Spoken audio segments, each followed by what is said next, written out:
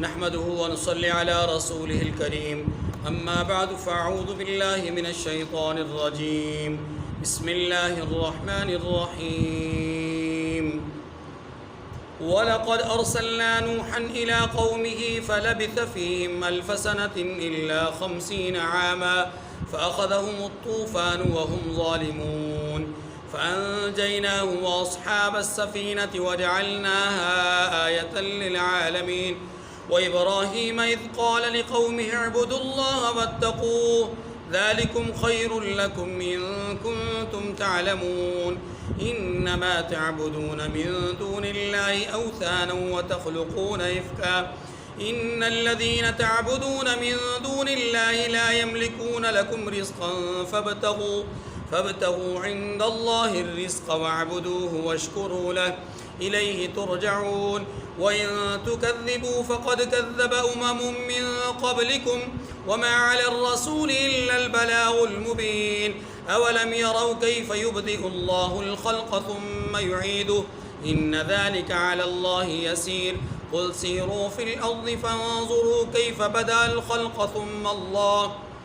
ثم الله ينشئ النشأة الآخرة إن الله على كل شيء قدير يعذب من يشاء ويرحم من يشاء وإليه تقلبون وما أنتم بمعجزين في الأرض ولا في السماء وما لكم من دون الله من ولي ولا نصير والذين كفروا بآيات الله ولقائه أولئك يئسوا من رحمتي وأولئك لهم عذاب أليم فما كان جواب قومه إلا أن قالوا اقتلوه أو حرقوه فأنجاه الله من النار إن في ذلك لآيات لقوم يؤمنون وقال إنما اتخذتم من دون الله أوثانا مودة بينكم في الحياة الدنيا ثم يوم القيامة يكفر بعضكم ببعض ويلعن بعضكم بعضا ومأواكم النار وما لكم من ناصرين فآمن له لوط وقال إني مهاجر إلى ربي إنه هو العزيز الحكيم ووهبنا له إسحاق ويعقوب وجعلنا في ذريته النبوة والكتاب وآتيناه أجره في الدنيا وإنه في الآخرة لمن الصالحين ولوطا إذ قال لقومه إنكم لتأتون الفاحشة ما سبقكم بها من أحد من العالمين أئنكم لتأتون الرجال وتقطعون السبيل وتأتون في ناديكم المنكر فما كان جواب قومه إلا أن قالوا ائتنا بعذاب الله إن كنت من الصادقين قال رب انصرني على القوم المفسدين ولما جاءت رسلنا إبراهيم بالبشرى قالوا إنا مهلكو أهل هذه القرية إن أهلها كانوا ظالمين قال إن فيها لوطا قالوا نحن أعلم بمن فيها لننجينه وأهله إلا امرأته كانت من الغابرين ولما جاءت رسلنا لوطا سيء بهم وضاق بهم ذرعا وقالوا لا تخف ولا تحزن إنا منجوك وأهلك إلا امرأتك كانت من الغابرين إنا منزلون على أهل هذه القرية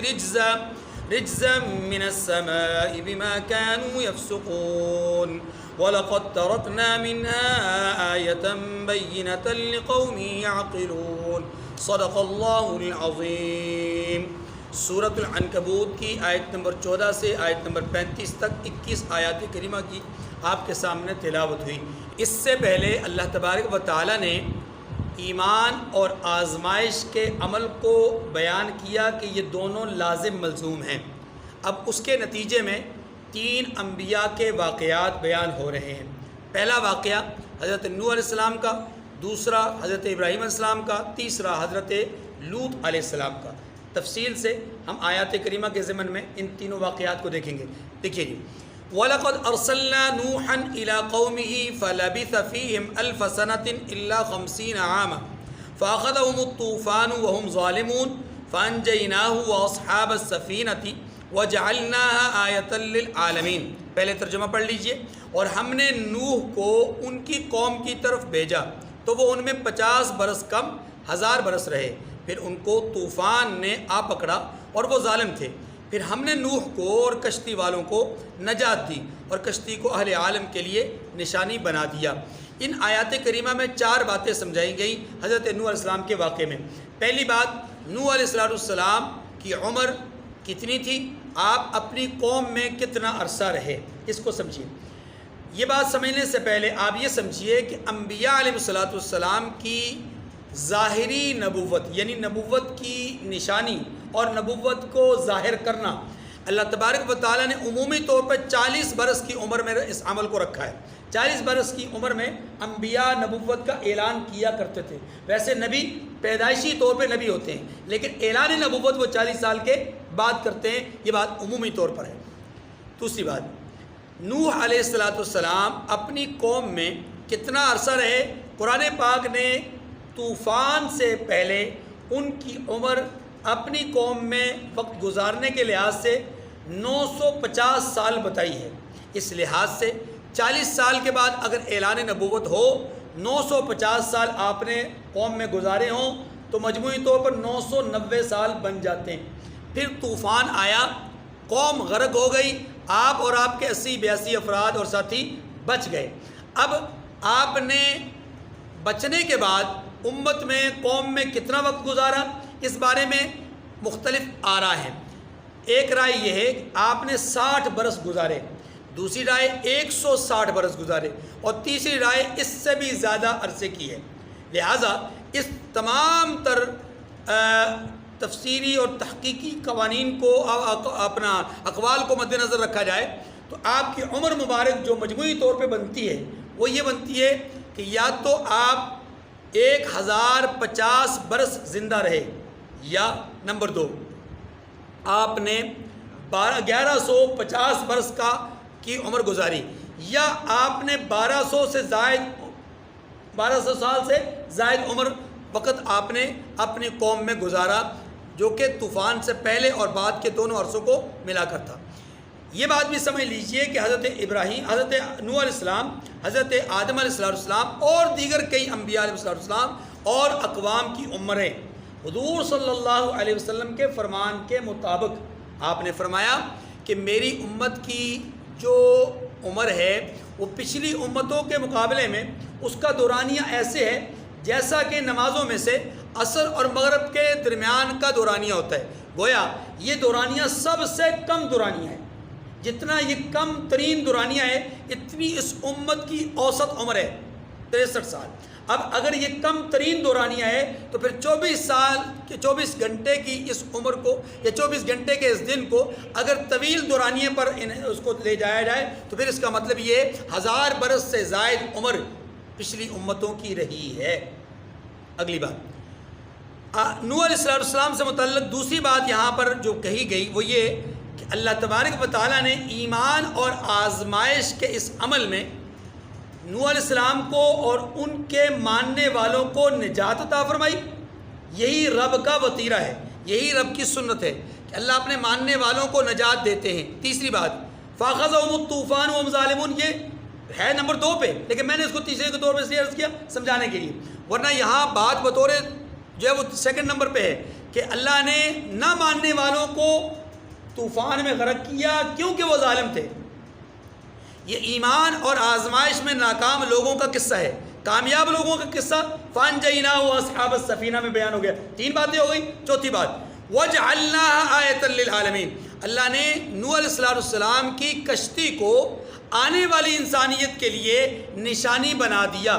اللہ تبارک و تعالیٰ نے اپنی قدرت کے بہت سارے مظاہر رکھے ہیں، یہ دریا، یہ درخت، یہ پتھر، یہ ہریالی، یہ بارشیں، سب کچھ اللہ کی قدرت کا مظہر ہے، لیکن بعض ایسی چیزیں ہیں جو اللہ کی قدرت کے ساتھ ساتھ اللہ کی توحید کو، وحدانیت کو جاننے کی باقاعدہ دلیل ہیں، انہی کو آیات اللہ کہا جاتا ہے۔ انہی کو جیسے کہ خانہ کعبہ ہے، صفا مروہ ہے، نماز ہے، قرآن ہے، صحابہ انبیاء علیہ السلام ہے، اللہ کے فرشتے ہیں، یہ سارے کے اسی میں سے ایک نشانی اللہ نے کشتی نوح کو قرار دیا، ایک نشانی اللہ نے قرار دیا کہ یہ اللہ کی ایک خاص نشانی ہے آنے والے لوگوں کے لیے سمجھنے اور جاننے کے لیے، کہ کیسے اللہ نے خشک جگہ پر پانی کو پہلے جمع کیا، پھر اس پہ کشتی کو کیسے چلایا، اور کیسے بڑھئی کا کام نہ جاننے کے باوجود نوح علیہ السلام نے کشتی کو تیار کیا، اور اس کشتی کو اللہ نے کیسے باحفاظت نکال لیا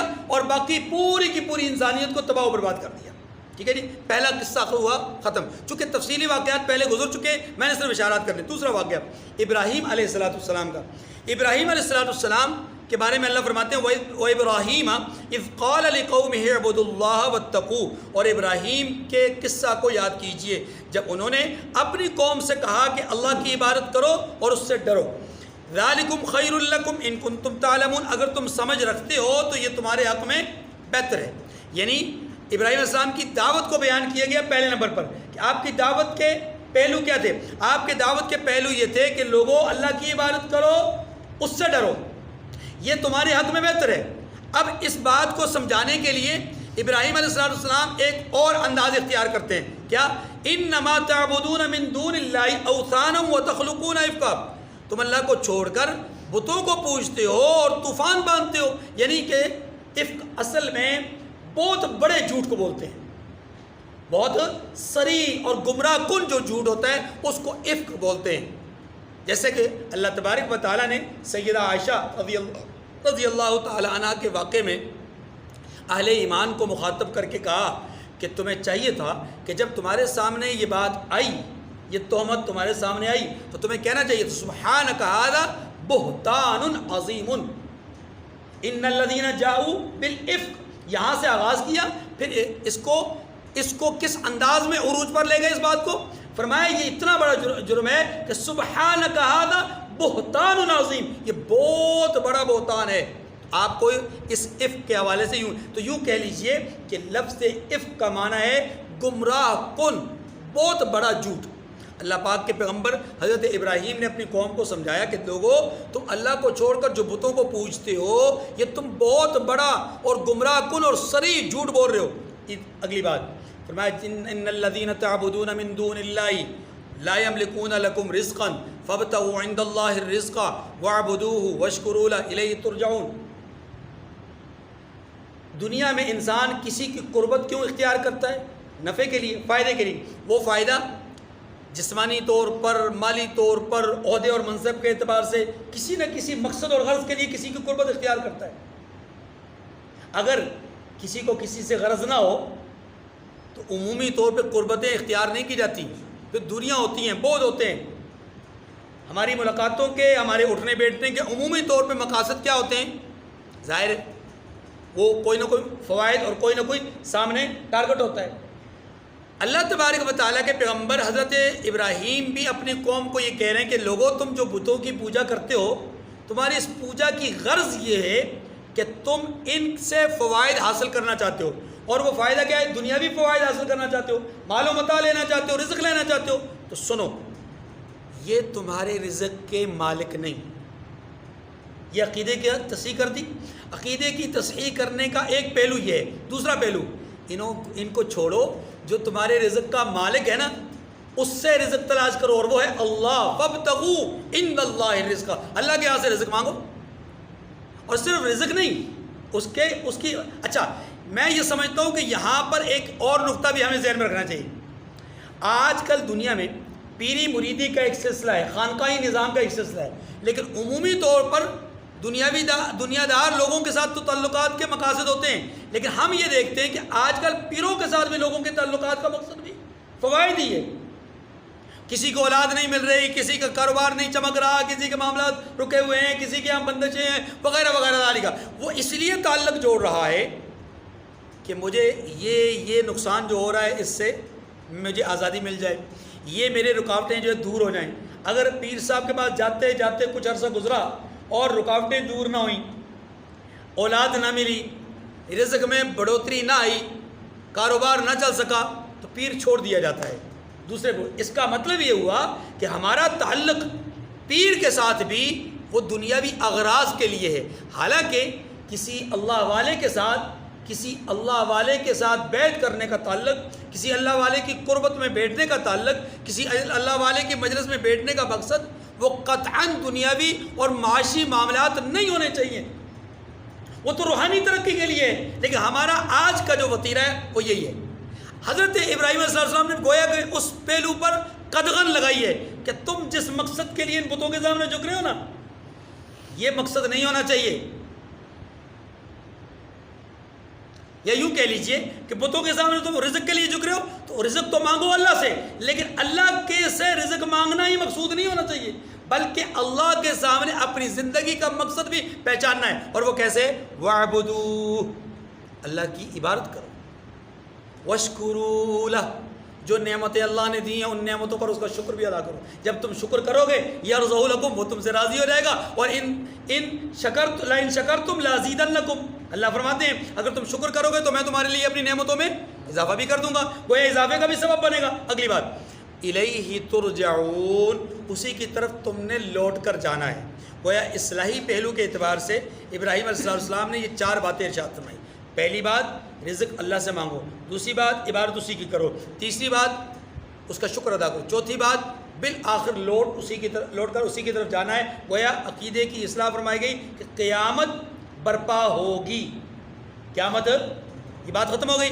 اب ابراہیم علیہ السلام کا آخری جملہ جو اپنی قوم سے کہا گیا ان آیات میں، وَإِن تُكَذِّبُوا فَقَدْ كَذَّبَ أُمَمٌ مِّن قَبْلِكُمْ، اور اگر تم تکذیب کرو، تم میری ان باتوں کو جھٹلاؤ، تو تم سے پہلے بھی امتیں تکذیب کر چکی ہیں، جھٹلا چکی ہیں. وَمَا عَلَى الرَّسُولِ إِلَّا الْبَلَاغُ الْمُبِينُ، اور پیغمبر کے ذمے کھول کر سنا دینے کے سوا اور کچھ نہیں. یہ جملہ اللہ تبارک و تعالیٰ نے ابراہیم علیہ السلام کا ذکر نہیں کیا، یہ جملہ اللہ نے اپنی طرف سے ذکر کیا کہ میرے پیغمبروں کا کام تو پہنچانا ہے. اور قرآن پاک نے بار بار اپنے محبوب کے متعلق بھی فرمایا، ان علیک الا البلاغ لست علیہم بمسیطر، وغیرہ اس طرح کے الفاظ اللہ تبارک و تعالیٰ نے اپنے حبیب کے متعلق فرمائے. آگے یہاں سے درمیان میں اللہ تبارک و تعالیٰ کچھ انسان کو فکر آخرت پیدا کرنے کے لیے کچھ باتیں خود ارشاد فرما رہے ہیں. یہ ابراہیم علیہ السلام کی باتیں بھی نہیں ہیں، ابراہیم علیہ السلام کی قوم کا جواب بھی نہیں ہے، قوم کا جواب آگے آئے گا. درمیان میں یہ کچھ آیات میں اللہ کی طرف سے فکر آخرت کی طرف توجہ ہے. اولم یروا کیف یبدئ اللہ الخلق ثم یعید، اللہ فرماتے ہیں کیا انہوں نے نہیں دیکھا کہ اللہ کس طرح خلقت کو پہلی بار پیدا کرتا ہے، ثم یعید، پھر اس کو بار بار پیدا کرتا رہتا ہے. کیا معنی؟ دیکھیے دنیا کے اندر کسی بھی چیز کو ابتدائی طور پر بنانا ہر ایک کے لیے مشکل ترین کام ہوتا ہے. جب کوئی چیز پہلی دفعہ بن کر سامنے آتی ہے تو ساری دنیا اپریشیٹ کرتی ہے، یار کیا شاہکار بنایا، کیا زبردست کارنامہ ہے، کیا جناب تخلیقی کردار ادا کیا ہے، وغیرہ وغیرہ. ہاں جی کہتے ہیں نا. تو پہلی دفعہ کا کام مشکل ہوتا ہے، پھر اس سیمپل کے مطابق، اس نمونے کے مطابق چیزیں تیار کرنا آسان کام ہو جاتا ہے. اللہ فرماتے ہیں تمہیں مشکل کام پہ تو اشکال نہیں ہے. ذرا ان آیات کا مطلب سمجھیں. مشکل کام پہ تمہیں اعتراض نہیں ہے کہ تمہیں پہلی دفعہ کس نے پیدا کیا، اس پر اعتراض نہیں. کہ کیسے پیدا کر لیا، اس پر اعتراض نہیں. کیوں کر بنا لیا، اعتراض نہیں. ہاں جی کس چیز سے بنا لیا، اعتراض نہیں. لیکن جب تم مر جاؤ گے، مٹ جاؤ گے، دوبارہ تمہیں پیدا کیا جائے گا، ہم نے کہا تو تمہیں اعتراض ہو گیا. یہ بات یہاں پر اصل میں سمجھائی جائے کہ دیکھتے نہیں کہ اللہ نے کیسے مخلوق کو پہلی دفعہ پیدا کیا، اور پہلی دفعہ پیدا کیا صرف پیدا نہیں کیا پہلی دفعہ، بلکہ اللہ اس کے بعد پیدا کرتا رہتا ہے. جنات کو بنایا تو پہلے جن کو بنایا تو پھر جنات کو بناتا رہتا ہے. فرشتوں کو بنایا تو فرشتوں کو بناتا رہا. اتنی مخلوق بنا دی فرشتوں کی کہ 70,000 صبح تو 70,000 شام کو عرش کے گرد طواف کرتے ہیں. اور ایک فرشتے کو ایک دفعہ موقع مل جائے تو دوبارہ قیامت تک اس کو مہلت اور موقع نہیں ملے گا. یہ اللہ کی شان ہے. بات سمجھ لیں. اسی طریقے سے پہلے انسان کو بنایا آگ، پانی، مٹی، ہوا سے، اس کے بعد دوسرے انسان کو بنایا ان کی پسلی سے، پھر ان کے دونوں کے تعلق سے آگے سلسلہ انسانیت کو چلایا، اور اتنا چلایا کہ وہ ایک انسان جسے اللہ نے خلقتہ بیدی کہا تھا، اس ایک انسان کے بعد اب دنیا میں اربوں لوگ موجود ہیں، اور اربوں لوگ دنیا سے جا چکے ہیں، پتہ نہیں آنے والے وقتوں میں کتنے انسان پیدا ہوں گے۔ تو اللہ ایک دفعہ پیدا کیا، پھر پیدا کرتا رہتا ہے، یہ مفہوم ہر مخلوق کو اسی طرح دیکھ لیجیے۔ ان ذالک علی اللہ یسیر، اللہ نے تو بات ہی مکمل کو فرما دی، فرمایا یہ اللہ کے لیے آسان ہے۔ کیا مانا؟ یعنی یہ جو دوبارہ بنانا ہے نا، یہ اللہ کے، تمہارے نزدیک مشکل ہوگا، اللہ کے نزدیک مشکل نہیں ہے۔ اگر تمہیں ذرا اندازہ نہیں کہ اللہ کیسے اپنے نافرمانوں کو انجام بد کا شکار کرتے ہیں، ذرا فرمایا قل سیروا فی الارض، ذرا زمین میں چل پھر کر دیکھو، فانظروا کیف بدا الخلق ثم اللہ ینشئ النشأۃ الآخرہ، یہ بھی تو دیکھو نا کہ اس نے کس طرح خلقت کو پہلی دفعہ پیدا کیا، مخلوق کو پہلی دفعہ پیدا کیا، پھر اللہ ہی پچھلی پیدائش پیدا کرے گا۔ کیا مانا؟ اللہ دوبارہ بھی ان کو پیدا کرے گا۔ اس سے اشارہ ہے کہ آپ جائیے، جا کر بستیوں میں دیکھیے، وہ بستیاں جو آباد تھیں، کبھی متمدن زندگی گزارتی تھیں، کیسے ان کی آبادیاں کھنڈرات کی علامت بنی، کھنڈرات بنی ہوئی ہیں، کیسے ان کے نام و نشان تک ہم نے مٹا دیے، آثار تک مٹا دیے ہیں۔ آپ قوم لوط کو ہی لے لیجئے، یہ قوم جس جگہ پہ آباد تھی، اس جگہ کو اللہ نے اس مٹی کو ہی ختم کر دیا، وہاں پانی کر دیا، اور پانی بھی اتنا زہریلا، اتنا غلیظ قسم کا پانی، کوئی بھی زندہ چیز اس میں جائے تو مر جائے، اس کو بحر میت کہتے ہیں۔ یہ وہ بستی ہے، یہ وہ جگہ ہے جہاں پر قوم لوط آباد تھی، اللہ نے زمین سے ہی اس کا نام و نشان مٹا دیا، پانی کھڑا کر دیا، اور پانی بھی وہ جو نفع مند نہیں، انتہائی نقصان دہ۔ ان اللہ علی کل شیء قدیر، بے شک اللہ ہر چیز پر قادر ہے۔ یعذب من یشاء ویرحم من یشاء، وہ جسے چاہے عذاب دے اور جس پر چاہے رحم کرے۔ وَإِلَيْهِ تُقْلَبُونَ، اور اسی کی طرف لوٹائے جاؤ گے۔ دیکھیے جی، اور کیجیے، اللہ جس کو چاہے عذاب دے، جس پر چاہے رحم کرے۔ اس جملے سے بظاہر یوں معلوم ہوتا ہے کہ شاید اللہ تبارک و تعالیٰ کے ہاں بھی کچھ پسند ناپسند کے معاملات ہوں گے۔ اس کا جواب یہ ہے کہ نہیں، اس کا جواب ہے کہ ایسا نہیں ہے۔ سمجھیے ذرا، اس جملے میں جو کہا جا رہا ہے اس کو سمجھیے۔ اس جملے میں بنیادی طور پر اس ذہنیت کی تردید کی جا رہی ہے جو ہمارے ہاں دنیا میں پائی جاتی ہے۔ کیا کہ جی اگر کوئی مجرم پکڑا جاتا ہے تو با اثر قوتیں اپنے اثرات مرتب کر کے اسے سزا سے، گرفت سے بچا لیتی ہیں، سزا میں کمی کروا لیتی ہیں۔ ہاں جی، کسی کی سزائے موت بنتی ہو، صاحب کسی کی سزائے موت بنتی ہو تو کوئی غلطی سے یہ جان بوجھ کر یا اپنے سورسز استعمال کر کے سزائے موت کے بجائے عمر قید لکھ دے اور بس بات بن جائے۔ دنیا میں ہو سکتا ہے، لیکن اللہ کے ہاں ایسا نہیں ہے۔ اللہ پاک یہی سمجھانا چاہ رہے ہیں، اللہ کے ہاں ایسا، اللہ اپنی منشا سے رحم فرمائیں گے، اپنی منشا سے عذاب دیں گے۔ اللہ کے ہاں معاملات میں دخل اندازی کرنے والا کوئی نہیں، اور وہ جو اس کی منشا ہوگی وہ منشا بھی غیر قانونی نہیں ہے، پسند ناپسند کا معاملہ نہیں ہے وہاں پر، بلکہ وہاں پر بھی پیچھے اصول کار فرما ہے۔ اور اصول کیا ہے؟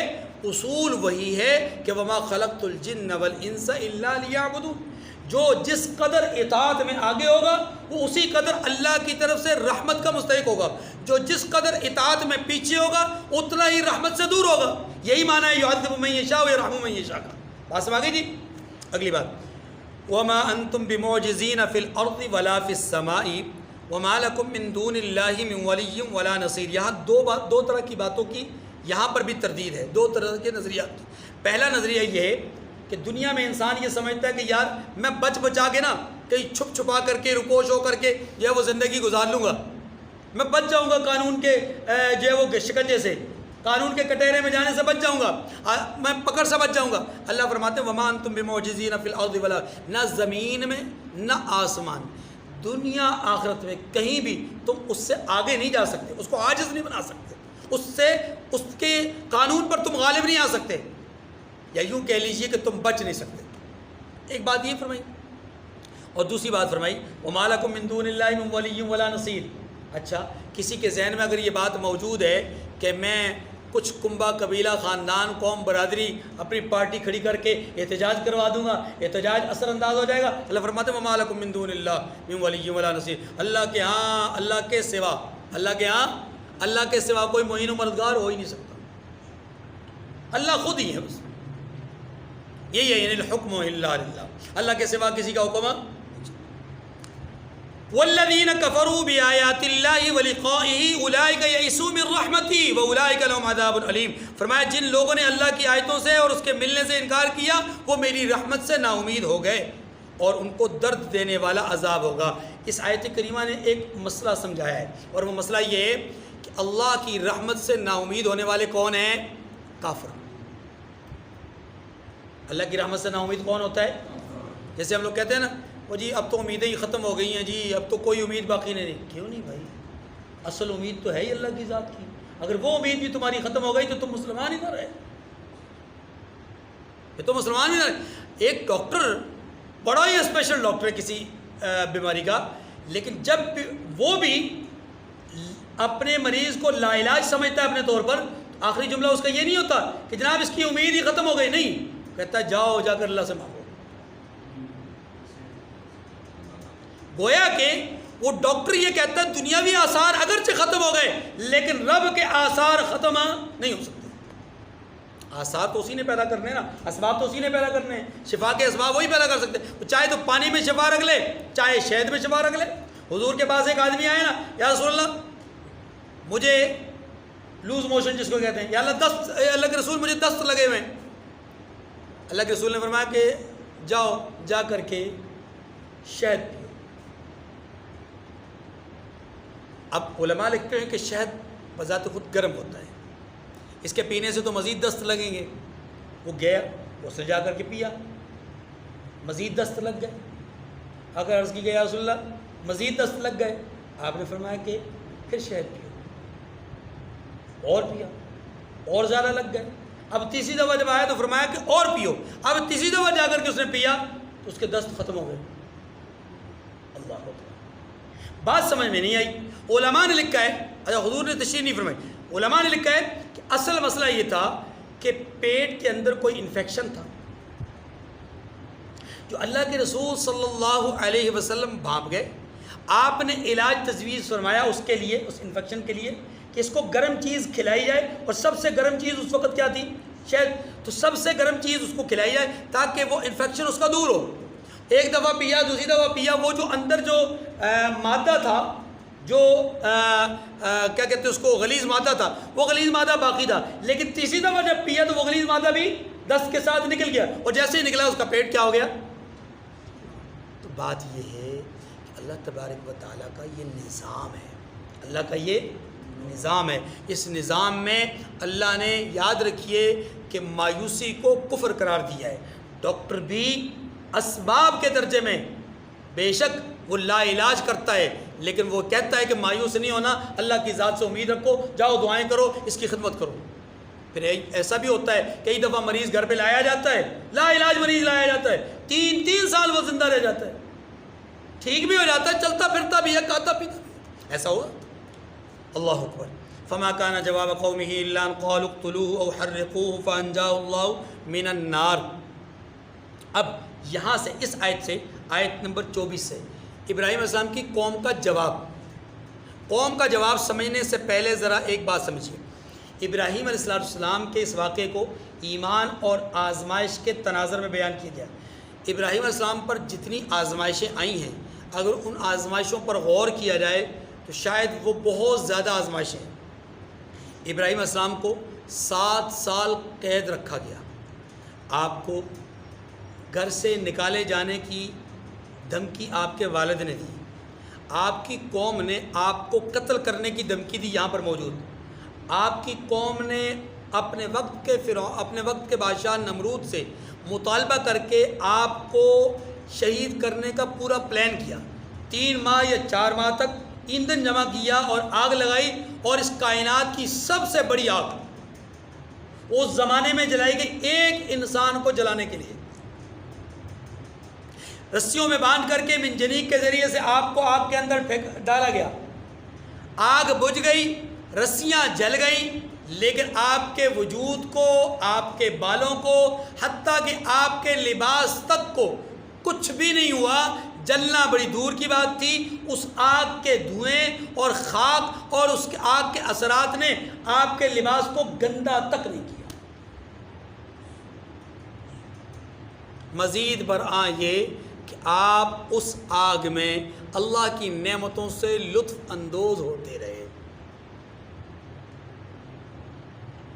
آپ کو اپنے گھر سے نکالا گیا، آپ اس ایک عرصے تک اپنی قوم کو دعوت دیتے رہے، آپ کی قوم نہ مانی، صرف 2 لوگوں نے آپ پر ایمان لایا، 2 لوگ آپ پر ایمان، ایک آپ کے سگے بھتیجے جناب لوط علیہ السلام، جو کہ آپ کے بھائی حاران کے بیٹے تھے،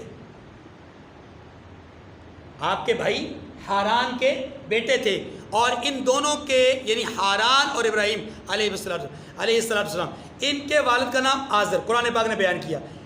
یہ لوط علیہ السلام سگے بھتیجے، بعض نے ان کو بھانجا بھی لکھا ہے، لیکن قرآن پاک کی روشنی میں آپ کے سگے بھتیجے یہ بنتے۔ تو آپ کے یہ بھتیجے اور آپ کی بیوی حضرت سارہ رضی اللہ تعالیٰ عنہ، یہ 2 لوگ آپ پر ایمان لائے۔ قرآن پاک نے ان کی ہجرت کا ذکر کیا، یہاں پر موجود ہے۔ یہ دونوں ہجرت کر کے یہاں سے گئے، بابل شہر سے ہجرت کی، پہلے یہ گئے مصر جس کو بولتے ہیں، مصر گئے، اور مصر سے پھر آپ کے یعنی بھتیجے حضرت لوط علیہ السلام کو شرق اردن کی طرف نبی بنا کر کے اللہ نے مبعوث فرمایا، یہ ادھر مبعوث ہو گئے، اور آپ اپنی بیوی حضرت سارہ رضی اللہ تعالیٰ عنہ کو لے کر کے یہاں سے مصر سے آگے بڑھنا چاہ رہے تھے۔ یہاں ایک واقعہ پیش آیا، اس واقعے کے تناظر میں حضرت ہاجرہ علیہ السلام بھی آپ کے نکاح میں آ گئیں۔ یوں یہ 2 خواتین لے کر کے آپ یہاں سے نکلتے ہیں اور ارض شام پہنچتے ہیں، شام سے پھر ارض فلسطین پہنچتے ہیں، اور ارض فلسطین پہنچ کر کے آپ کو حکم ہوتا ہے، آپ کا بیٹا پیدا ہوتا ہے، اور اس کا نام کیا ہے؟ حضرت اسماعیل، جو کہ ہاجرہ علیہ السلام کے بطن سے پیدا ہوئے۔ حضرت سارہ سے نکاح پہلے ہوا تھا، لیکن ابھی ان کے یہاں سے اولاد نہیں ہوئی۔ حضرت اسماعیل کو لے کر کے، حضرت ہاجرہ کو لے کر کے آپ کو حکم ہوتا ہے کہ آپ ارض مقدس مکہ مکرمہ چلے جائیں، وہاں جا کر کے اپنی بیوی بچے کو چھوڑ دیں۔ وہ ایک واقعہ، وہاں پر آپ ان کو چھوڑ کر کے چلے جاتے ہیں، آپ وہاں پر آزمائش دیکھیں، بیوی کو بچے کو تنے تنہا چھوڑ دینا، راستے کی اپنا مشکلات، بھتیجے کی علیحدگی کے مشکلات، پھر آپ ایک شہر سے دوسرے شہر، دوسرے سے تیسرے سے چوتھے مقام پر فلسطین میں جا کر کے آباد ہوتے ہیں، اور یہاں پر آپ کے ہاں دوسرا بیٹا پیدا ہوتا ہے، جو کہ حضرت سارہ کی اولاد میں سے حضرت اسحاق۔ آپ علیہ السلام کبھی مکہ تو کبھی فلسطین، آپ اس کے درمیان چکر لگا رہے ہیں، اور یہ ایک طویل سفر ہے، سینکڑوں میل کا سفر ہے، اور اس سفر کو آپ طے کر رہے ہیں، آ رہے ہیں جا رہے ہیں، پھر آپ کو خانہ کعبہ کی تعمیر کا حکم ہوتا ہے۔ یہ ساری مشکلات، ساری تکالیف جناب ابراہیم کس کے لیے برداشت کر رہے ہیں؟ ایمان کی وجہ سے۔ ایمان اور آزمائش یہ ایک دوسرے کے ساتھ لازم ملزوم ہے۔ اسی کے تناظر میں حضرت لوط علیہ السلام کا واقعہ بھی آگے آ رہا ہے، اس کو پہلے دیکھ لیجئے۔ حضرت ابراہیم کی قوم نے آپ کو جواب کیا دیا؟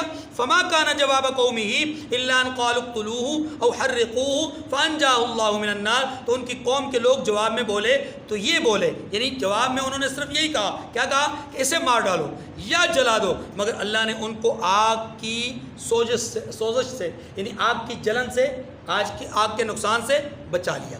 دیکھیے پرویزی ایک فتنہ ہے، پرویزی ایک فرقہ ہے، فتنہ ہے۔ اس پرویز نے، غلام احمد پرویز نے یہ بات کہی کہ حضرت ابراہیم کو آگ میں نہیں ڈالا گیا۔ یہ مولوی جھوٹ بولتے ہیں۔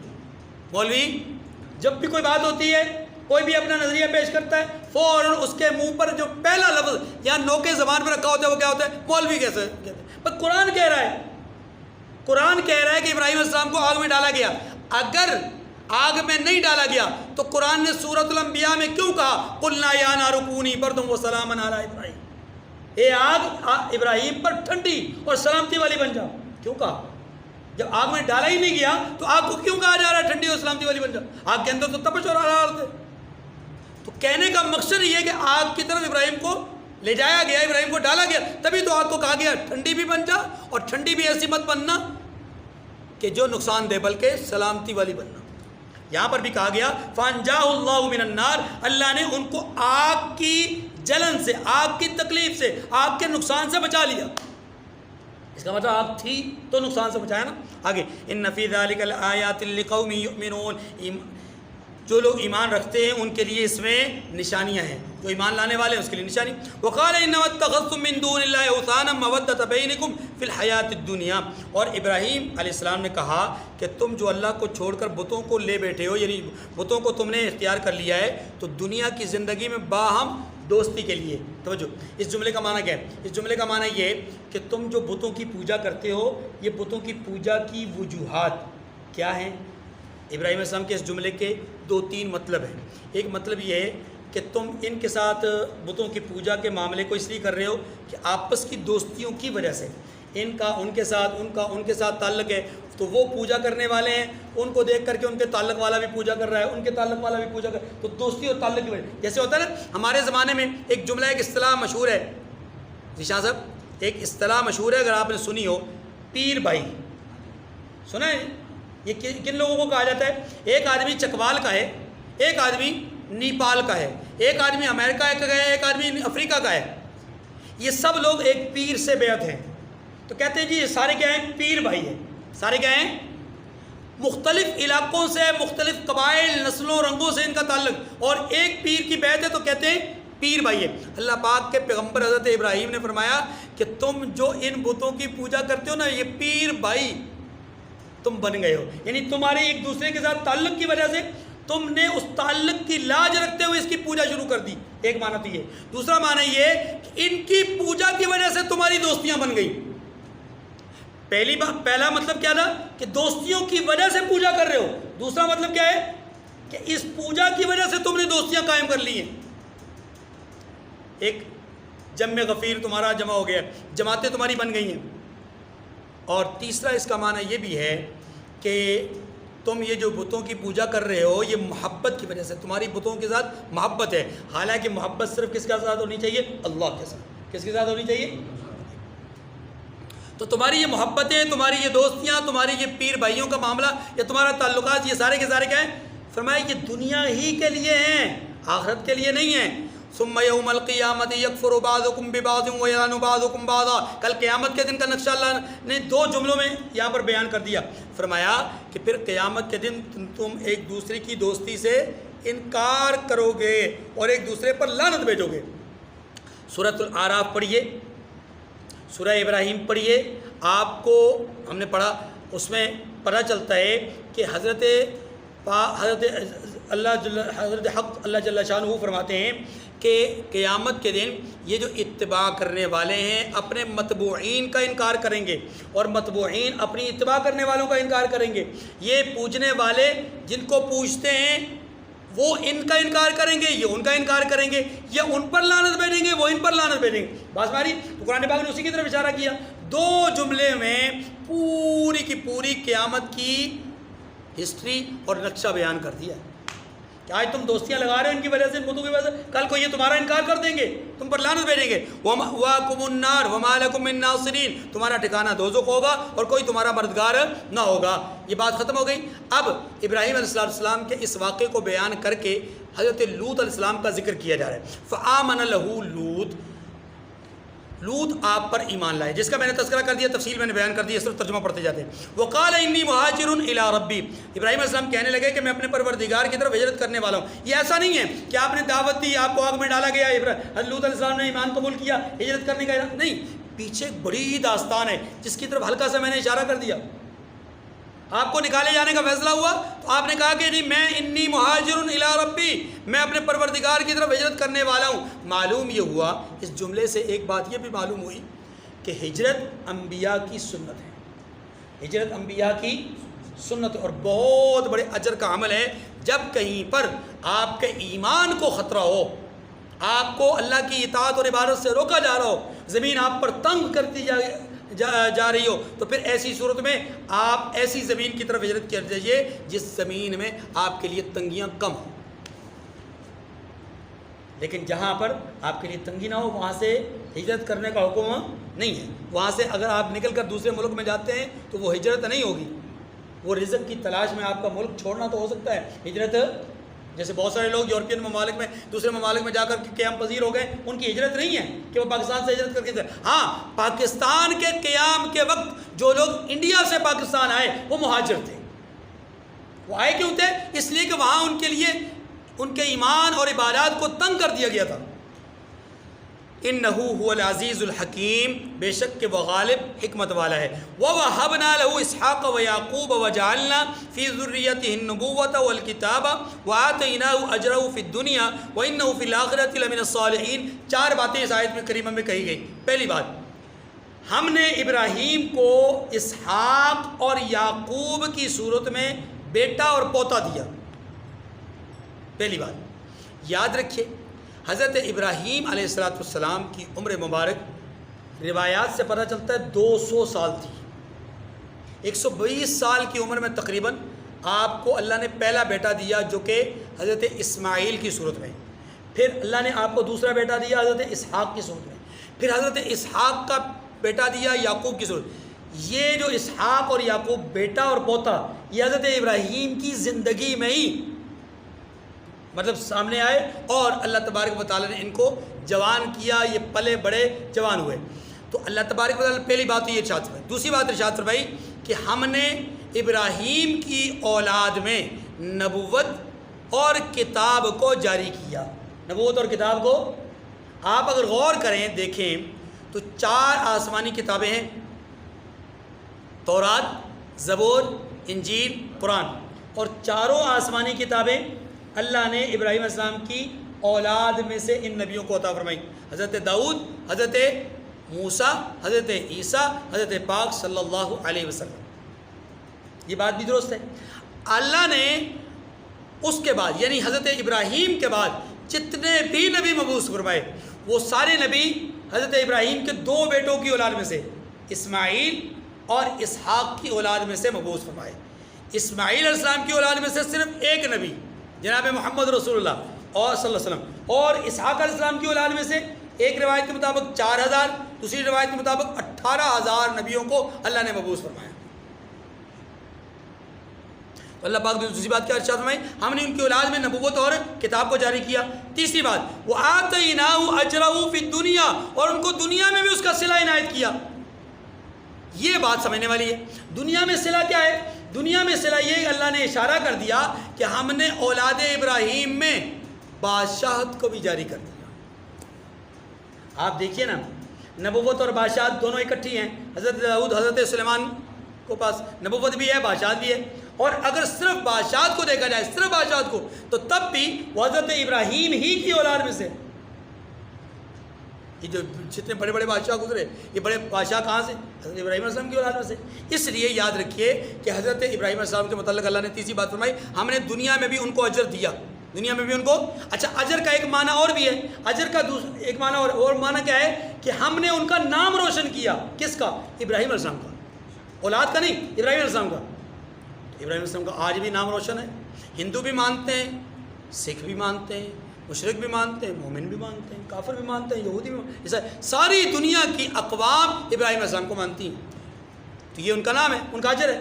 چوتھی بات وَإِنَّهُ فِي الْآخِرَةِ لَمِنَ الصَّالِحِينَ، اور وہ آخرت میں بھی نیک لوگوں میں ہوں گے. کیا معنی؟ معنی یہ ہے کہ ابراہیم علیہ السلام آخرت میں بلند ترین مرتبہ کے حامل لوگوں میں ہوں گے، اور اس میں کوئی شک نہیں.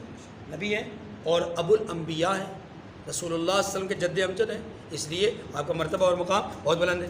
بات ختم ہو گئی. اب اگلی بات وَلُوطًا إِذْ قَالَ، اب لوط علیہ السلام کا ذکر ہے. وَلُوطًا إِذْ قَالَ لِقَوْمِهِ إِنَّكُمْ لَتَأْتُونَ الْفَاحِشَةَ مَا سَبَقَكُمْ بِهَا مِنْ أَحَدٍ مِنَ الْعَالَمِينَ. پہلے ذرا تھوڑا سا اجمالی طور پہ بات سمجھ لی. لوط علیہ السلام کی قوم میں ایک نہیں بہت سارے عیوب تھے، لیکن جو سب سے بڑا عیب تھا شرک کے بعد وہ تھا ہم جنس پرستی کا. ہم جنس پرستی. نمبر 2، آپ کی قوم ڈکیٹ تھی، رہزن تھی. نمبر 3، آپ کی قوم میں لوگوں کا راستہ روکنے کا ایک عمل تھا، جو آپ یعنی لوگوں کو راستے میں تنگ کرنے کا ایک عمل تھا. نمبر 4، آپ کی قوم میں گالم گلوچ کا بہت بڑا ایک عیب تھا۔ نمبر 5، یہ لوگ انتہائی بری خصلت کے ایک حامل تھے، اور وہ کیا تھا کہ عام مجلس میں سر عام اپنا، جس کو ہم لفظ میں مہذب لفظ میں استعمال کرتا ہوں، وضو توڑتے تھے باواز بلند، اور اس کو وہ عیب نہیں سمجھتے تھے، ہنستے تھے ایک دوسرے کے ساتھ، مذاق کرتے تھے، یعنی اس کو مذاقاً ایسا عمل کرتے تھے، حالانکہ بڑا قوی عمل ہے، لوگوں کے لیے تکلیف کا اور دوسروں کے لیے دشواری کا، اور خاص طور پہ اگر آپ مقدس مقام پر، برگزیدہ کسی مقام پر بیٹھے ہوئے ہیں، کسی اچھی مجلس میں بیٹھے ہوئے ہیں، وہاں پر اگر اس طرح کی کوئی حرکت ہو جائے تو بہت ہی برا عمل ہے، لیکن یہ کرتے تھے۔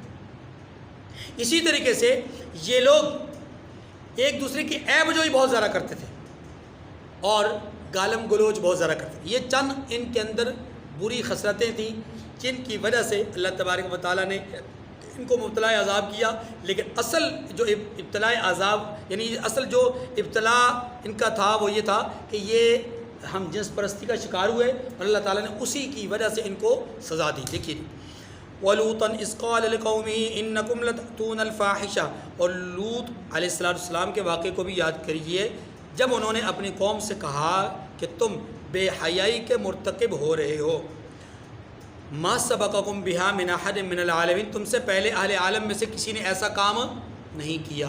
اور یاد رکھیے یہ کام پہلی دفعہ اسی قوم نے کیا ہے، اس قوم کے علاوہ یہ کام مخلوقات میں سے صرف 2 مخلوق کرتی ہیں، ایک خنزیر اور دوسرے بندر، خنزیر اور بندر، کہ وہ ہم جنس پرست ہوتے ہیں، ان کے علاوہ کوئی اور مخلوق ہم جنس پرستی کا شکار نہیں ہے، نہ کتے، نہ بیڑیے، نہ درندے، کوئی بھی نہیں۔ اسی لیے لوط علیہ السلام نے کہا کہ تم سے پہلے کبھی کوئی انسان اس جرم بد کا شکار نہیں ہوا، اے بے شرمو بے غیرتو، تم کس کام میں لگے ہو؟ یاد رکھیے ہم جنس پرستی، بد فعلی، یہ جو عمل بد ہے، اسی طریقے سے مشتزنی، یا اسی طریقے سے جانوروں کے ساتھ منہ کالا کرنا، یہ سارے وہ جرائم ہیں جو جرائم زنا سے بھی بدتر ہیں۔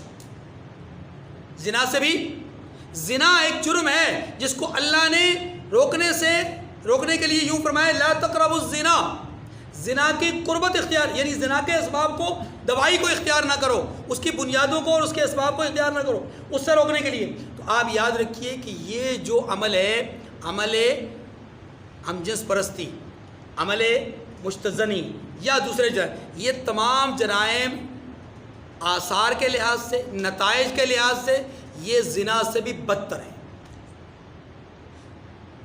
اسی لیے شریعت نے ان کی سزا مقرر نہیں کی،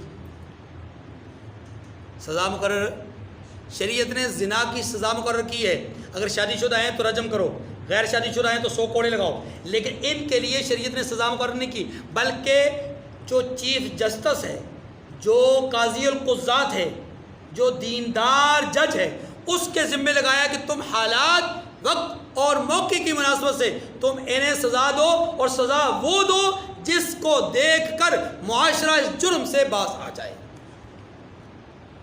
اسی لیے امت نے کہا، امت میں بہت سارے فقہاء نے کہا کہ ان کو نیچے کھڑا کر کے اوپر سے دیوار گرا دی جائے، کسی نے کہا او پہاڑ کی چوٹی پہ لے جایا جائے اور پیچھے سے زور سے دھکا دے کر کے پہاڑ کے اوپر سے گرایا جائے، کسی نے کہا نیچے بٹھاؤ، اوپر پتھر کی سل جو ہے اس کو اوپر گرا دو۔ ہر ایک نے اپنے اپنے انداز میں، گویا اتنی شدید سزا دینے کا اعلان کیا ہی اس لیے گیا تاکہ دوسرے لوگ اس عمل سے رک جائیں۔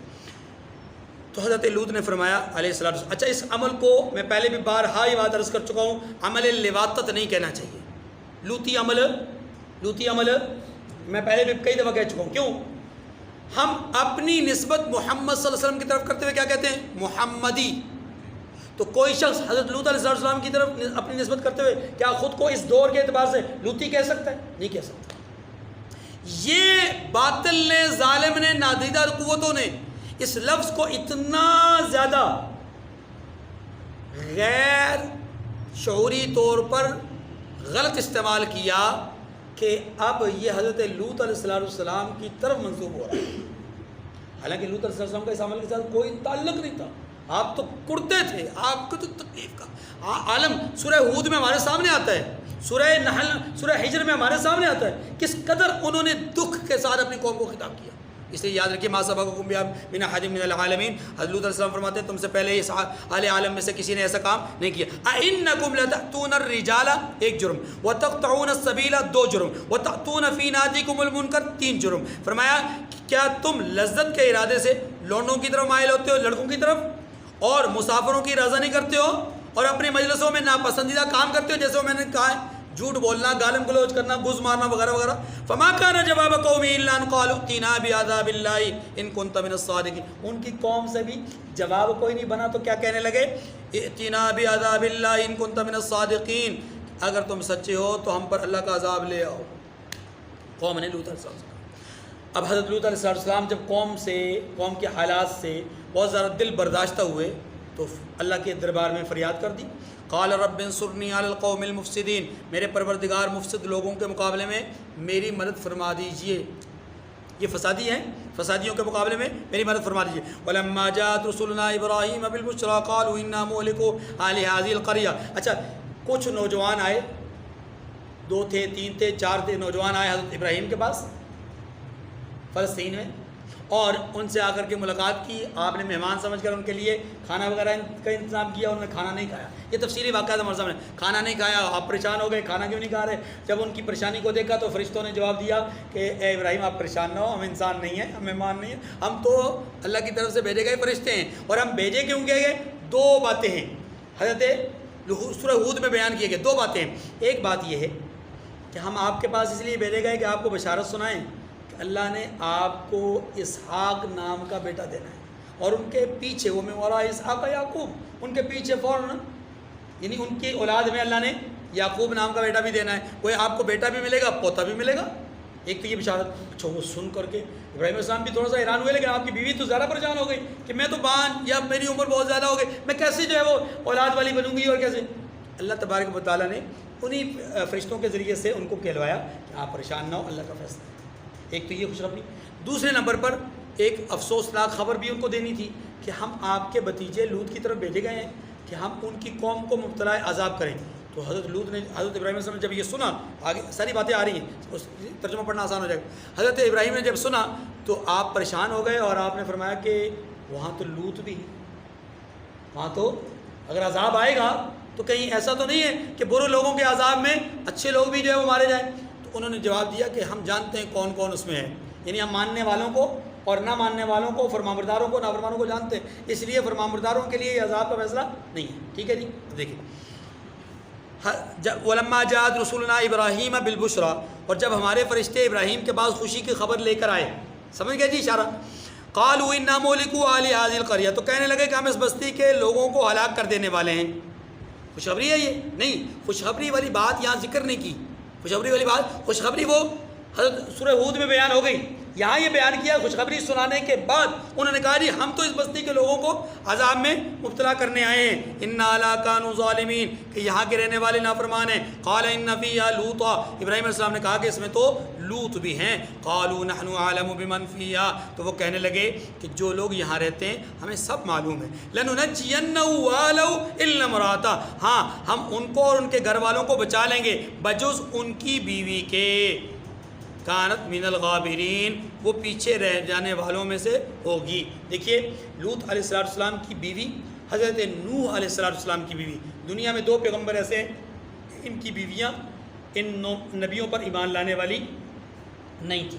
اور یہ بات بھی سمجھ لیجئے اس زمانے میں کافر کا مومن کے ساتھ نکاح درست تھا، یہ بات سمجھ لیجیے، کسی کے ذہن میں یہ بات نہ آئے کہ پھر وہ ان کا نکاح کیسے برقرار تھا۔ بھائی اس زمانے میں درست تھا، حضور کے زمانے میں ابتدائی طور پہ درست تھا، بعد میں ممنوع ہوا، بعد میں ممنوع ہوا۔ اب یاد رکھیے کہ حضرت نوح، حضرت لوط، ان دونوں کی بیویاں کافرہ تھیں۔ ایک بات کلیئر ہو گئی۔ دوسری بات کلیئر کر لیجئے، انبیاء کی بیویاں، جیسا کہ یہ 2 نبیوں کی بیویاں کافرہ ہو سکتی ہیں، کافرہ ہو سکتی ہیں، لیکن یاد رکھیے کبھی کسی نبی کی بیوی بدکارہ نہیں ہو سکتی، یہ سمجھ لیجیے، یہ بڑی ایمانی بات عرض کر رہا ہوں۔ کبھی کسی کی نبی کی بیوی بدکارہ نہیں ہو سکتی۔ ہاں نبی کی بیوی کافرہ ہو سکتی ہے جیسے نوح علیہ السلام اور لوط علیہ السلام کی بیوی، بدکارہ نہیں ہو سکتی۔ یہ بات اللہ کے نبی صلی اللہ علیہ وسلم نے خود فرمائی ہے، ما بغت امرات نبی قط، کبھی کسی نبی کی بیوی نے بدکاری کا عمل نہیں کیا۔ کیوں؟ یاد رکھیے، بدکاری جسمانی عیب ہے، بدکاری کیا ہے؟ اور کافر ہونا یہ روحانی عیب ہے۔ روح کا تعلق باللہ ہے، روح کا تعلق کس کے ساتھ ہے؟ اللہ کے ساتھ ہے۔ وہ اللہ کا معاملہ ہے کہ اندر کیا ہے؟ جسم کا معاملہ یہ کہ جسم کا تعلق جسم کے ساتھ ہوتا ہے۔ نکاح کا جو رشتہ ہوتا ہے، ہن لباس لکم وانتم لباس لہن، کہ تم ان کا لباس، وہ تمہارا لباس۔ اگر یہ لباس گندا ہے تو اس لباس کو کبھی صاف رکھا ہی نہیں جا سکتا۔ یہ لباس صاف رہ سکتا ہی، آپ جانتے ہیں ایک مشین میں، ایک ٹب میں، ایک جگہ میں آپ ایک رنگ اترنے والا لباس کپڑا ڈال دیں اور ایک سفید کپڑا ڈال دیں، نتیجہ کیا ہوگا؟ دھلتے وقت، حالانکہ دونوں آپ نے دھونے کے لیے ڈالے ہیں، لیکن نتیجہ کیا ہوگا؟ اس کا رنگ اس پر چڑھ جائے گا اور پھر اس کو دھونے سے وہ رنگ اترتا نہیں ہے۔ یہ ہے ہن لباس لکم وانتم لباس لہن۔ پیغمبر کا دامن پاک ہوتا ہے، پیغمبر کا لباس پاک ہوتا ہے، پیغمبر کا جسم پاک ہوتا ہے۔ ہو ہی نہیں سکتا کہ پیغمبر کے ساتھ گندا جسم ٹچ ہو جائے۔ تو حضرت لوط علیہ السلام کی بیوی کافرہ ہونے کی وجہ سے اللہ کے پیغمبر کے سامنے، یعنی ابراہیم علیہ السلام کے سامنے فرشتوں نے کہا کہ وہ پیچھے رہ جائے گی، کانت من الغابرین، وہ پیچھے رہ جانے والوں میں سے ہوئی۔ وَلَمَّا جَاءَتْ رُسُلُنَا لُوطًا سِیءَ بِهِمْ وَضَاقَ بِهِمْ ذَرْعًا وَقَالُوا لَا تَخَفْ وَلَا تَحْزَنْ، اور جب ہمارے فرشتے لوط علیہ السلام کے پاس آئے تو وہ ان کی وجہ سے ناخوش اور تنگ دل ہوئے۔ کیوں تنگ دل ہوئے؟ فرشتے آئے ہیں، تنگ دل کیوں ہوئے؟ اصل جواب یہ ہے، دیکھیے لوط علیہ السلام کے پاس وہ فرشتے بن کر نہیں آئے تھے، وہ تو لڑکے بن کر آئے تھے۔ تو ان کو لڑکے بن کر آتے ہوئے دیکھ کر کے پوری کی پوری قومیں امڑ آئی تھی بدفعلی کے لیے، وہ خوبصورت نوجوانوں لڑکوں کی شکل میں آئے تھے۔ تو اس لیے حضرت لوط پریشان ہو گئے تھے کہ میں ان مہمانوں کی وجہ سے رسوا کر دیا جاؤں گا، قوم مجھے جو ہے وہ رسوا کرے گی میرے مہمانوں کے سامنے۔ یہ مہمان ہیں، پتہ نہیں کہاں سے آئے ہیں، کون ہیں، کس طرح کے لوگ ہیں، ہاں جی، اور کس مقصد اور کس ضرورت سے آئے ہیں۔ اسی لیے انہوں نے کہا کہ اے میری قوم کے لوگوں، میرے مہمانوں کے سامنے مجھے رسوا مت کرو۔ الیس منکم رجل رشید، کیا تم میں کوئی ایک آدمی سمجھدار نہیں ہے؟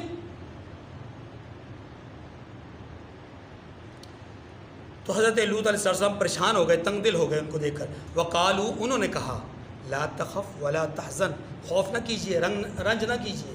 اور یہ ایسا نہیں ہے کہ آتے ساتھ ہی ایسا ہو گیا، آئے پیچھے قوم ساری امٹ آئی، حضرت لوط نے دروازہ بند کیا، ان کے ساتھ ان سے حال احوال پوچھا، سارا کچھ کیا، اور پریشان بھی ہیں، بہت زیادہ غمگین بھی ہیں، اور آپ چھت پہ چڑھ گئے، قوم کو خطاب کیا، قوم کو لتاڑا، ان کو جو ہے وہ بڑا ان کو غیرت دلائی، لیکن سب کے باوجود وہ دروازے توڑنے کی کوشش کر رہے ہیں، دیوار جو ہے وہ توڑنے کی کوشش۔ ایسے میں حضرت لوط کی پریشانی کی جب انتہا ہو گئی، لیکن آزمائش میں جب انتہا ہو گئی تو حضرت لوط علیہ السلام سے پھر فرشتوں نے کہا، لا تخف ولا تحزن، آپ پریشان نہ ہو، غمگین نہ ہو، انا منجوک واہلک الا امراتک کانت من الغابرین، ہم آپ کو اور آپ کے گھر والوں کو بچا لیں گے، مگر آپ کی بیوی کے پیچھے رہ جانے آپ کے بیوی کہ وہ پیچھے رہ جانے والوں میں ہوگی، یعنی وہ نہیں بچے گی۔ بس انا منزلون علی اہل هذه القرية رجزا من السماء بما كانوا يفسقون، ہم اس بستی کے رہنے والوں پر اس سبب سے کہ یہ بد کرداری کرتے رہے ہیں آسمان سے عذاب نازل کرنے والے ہیں۔ اب جا کے لوط علیہ السلام کو اطمینان ہوا، فرشتے ہاں جی کیا حکم ہے، میرے لیے اللہ کا کیا حکم ہے، آپ اپنے ماننے والوں کو لے کر کے نکل جائیے راتوں رات، لیکن پلٹ کر پیچھے نہیں دیکھنا، جو مرضی ہو جائے پیچھے مڑ کے۔ آپ بستی سے جو ہی نکلے، پیچھے سے جیسے آسمان کے ٹوٹنے کی آوازیں آ رہی ہیں۔ اللہ اکبر۔ وَلَقَدْ تَرَكْنَا مِنْهَا آيَةً بَيِّنَةً لِقَوْمٍ يَعْقِلُونَ، اور ہم نے سمجھنے والوں کے لیے اس بستی سے ایک کھلی نشانی چھوڑ دی، بحر میت کھلی نشانی۔ وآخر الدعوانا الحمد للہ رب العالمین۔